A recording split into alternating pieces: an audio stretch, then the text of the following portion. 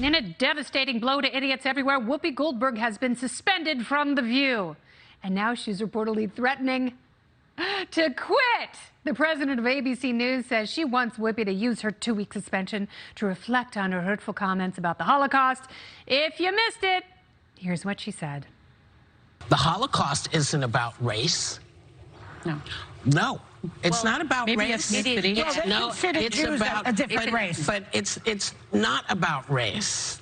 It's not about race. What is it about? Because it's about man's inhumanity to man. Oh, Jesus Christmas. The Nazis are like, no, it's about race. Race? Yeah. That's what it is about.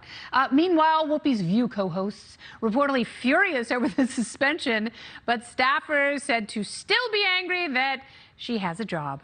Does the punishment fit the crime, and how will America go on without our intellectual North Star, Karen Johnson, also known as Whoopi Goldberg? The party panel is back. Stephen L. Miller, Leslie Marshall, Dave Smith. Stephen L. Miller, I will start with you. I don't think she should be fired, but I think she's a blowhard. I think all of her View co-hosts are vultures, and they went to Page 6 to complain and, CYA, and then they went to Page 6 again going, oh my God, I can't believe you suspended her, because they say stupider things every day, which is hard to do. Yeah, Whoopi's not the problem here. The problem are the people at ABC who put her in that position. I mean, if you're going to hire her to talk and throw out just this, this inane view of World War II history and the Holocaust, amongst other things that these people talk about on a daily basis, just making every single person who watches their show dumber just for tuning in, then you should hire them to do that job, and she should be out front and saying these things. The problem, again, and this is a problem with most of the media, is not Whoopi Goldberg. The problem is the people up at ABC News who think that this is a good idea to put her in a platform and on a show where she is paid to inform millions of people with this kind of stuff. And those are the people that really need to be held accountable, not really Whoopi Goldberg. That's just kind of how I look at it. She's kind of a relatively small fish in this whole thing. It's really is the people at ABC making these decisions. I wouldn't say small. So, Leslie, are you surprised that so many conservatives have not been calling for her cancellation? They do not want her to be fired. Well, when you're conservative saying we don't like cancel culture, don't cancel Joe Rogan, it would be beyond blatant hypocrisy to say, but fire Whoopi Goldberg. I also think that most people know, and her agent, who is Jewish, has said, look, she's not anti-Semitic. You guys know I have most of you know I have a Jewish parent. I have relatives who died in the Holocaust. My head spun around when she said it wasn't about race. Hello, Aryan Nation, and the list goes on. I did think it was appropriate. I did think the punishment fit the crime because, look, we have a First Amendment right? We have a First Amendment right to hate. We have a First Amendment right to give out misinformation and disinformation. But it becomes dangerous. It can become offensive. And at the end of the day, ABC, like any broadcasting company, is a business. Yeah. And if they lost money or had the threat to lose money, they have an obligation to people in their audience that they offended and to advertisers you know that what? they might I got to stop you there because Whoopi Goldberg did not lose her job, and she's lucky because some people would have lost their job. They lost control of the show a long, long time ago, and no one there has had the nards to rein in these vicious hens. So, do you think she'll quit, Dave? My guess is no, but I suppose we'll see. Like Leslie, I have a lot of family members who died in the Holocaust, and I'm Jewish. My grandfather escaped Nazi Germany in 1938. He was the only member of his family who got out alive. But I got to tell you, there's just nothing really offensive or wrong, like morally wrong about what she said. It's incorrect. I mean, certainly it was about race to the Nazis. It was a racially genetic obsession for the Nazis, but there's like no nuance in these things. It's not as if she said something anti-Semitic, like she hates Jewish people. She didn't downplay the Holocaust. She didn't deny the Holocaust. She just made a stupid argument, and then she apologized and said she was wrong about it. Like, what? We need to grow up. All this like cancel culture stuff is all just so stupid. And to Leslie's point, what I actually see is most of the people who oppose cancel culture being consistent on this. And the only thing that bugs us is that if this happened to someone else, all those women on The View would be fine with that. Absolutely. So, they'd be like, oh, they need to be fired.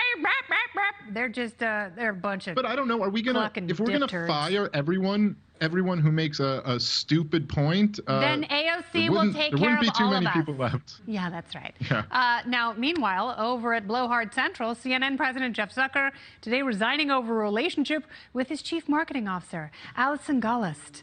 But it gets even juicier. Is that possible? Attorneys for recently fired anchor Chris Cuomo reportedly brought the affair to light in negotiations for an $18 million severance check. Although others have said the affair was an open secret for a long time. In his statement, Zucker said, quote, as part of the investigation into Chris Cuomo's tenure, I was asked about his relationship with my closest colleague, someone I've worked with for more than 21 years, toured in Tokyo. I acknowledge the relationship evolved in recent years. I was required to disclose it when it began, but it began before they had invented the word disclosed. Evolved my hiney hole. Even Katie Couric, who worked under Zucker in the early 2000s, wrote in her memoir that Zucker's arrangement, before the early 2000s, she worked with him in the 90s. His arrangement with Gollust seemed super strange, you guys. So what was really going on over there, Stephen? Today is a very bad day for CNN and a very good day for America. Jeff Zucker is a cancer in our media, in this country. This goes back to NBC and the culture that he fostered at NBC with Matt Lauer. Almost no human being on the face of the planet is more responsible for resurrecting Donald Trump's cultural relevancy than Jeff Zucker, and that obviously led to Donald Trump's presidency. I really, have to weep for those guys at CNN who were talking today that this was just a relationship between two adults. Well, no, the woman he was seeing used to be Andrew Cuomo's advisor and spokesperson, and this was about covering up and helping Chris Cuomo cover up sexual assault allegations on behalf of his brother to search out dirt on his accusers. So this, I saw someone today on Twitter just say the blast radius from the Cuomo scandal is just huge and enormous, and I don't think it's been big enough. So yeah, it's again, these are people who made they made other cable news hosts' private lives part of their books and part of their stories, and now they can just flip the camera around, and there's probably more news happening at CNN than they actually cover. And to be honest, Leslie, Jeff Zucker looks like Jabba the Hutt's foreskin. Your thoughts? I'm not going to comment. I'm not going to comment on that. Sorry, you made me laugh. I've heard for years, actually, that Jeff Zucker was leaving CNN. So every time I'd see his name trending before today, I just assumed that. So, today it happens. Yep. I didn't think it would be under these circumstances. I mean, CNN's ratings have been going down. And it's really sad for him that he's leaving, under this. But are we really surprised that, big network executives cheat on their wives with women who work for them? I mean, and don't disclose and have a complete hypocrisy because you have employees that are let go for not necessarily doing the same thing. But definitely I gotta bring Dave in here because we're time crunched, and Dave is very important, and the young people love him very much. So, Dave, people are really mad that she's staying. What do you make of all of this?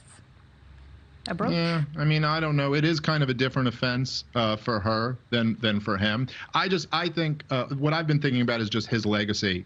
Now that he's gone, and it really is completely destroying CNN, not only their credibility, and that's obviously reflected in the ratings, but to the point that CNN is despised by at least half the country, that they can't go to half the country without people just chanting, "We hate you," at their journalists. And so, in quotes, journalists, their obsession with the Russia conspiracy that turned out to be absolutely nothing, all of it, it's just, it's kind of amazing how bad a job this guy did. Stephen, last question. We've almost run out of time. How badly does CNN want Donald Trump to run for president again? More than anybody else in the country. See, told you. All right, Party Panel, you guys have been amazing and wonderful. Thank you all for getting along and being smart, sharp, and beautiful. Stephen, Leslie, and Dave, thank you. Thank you.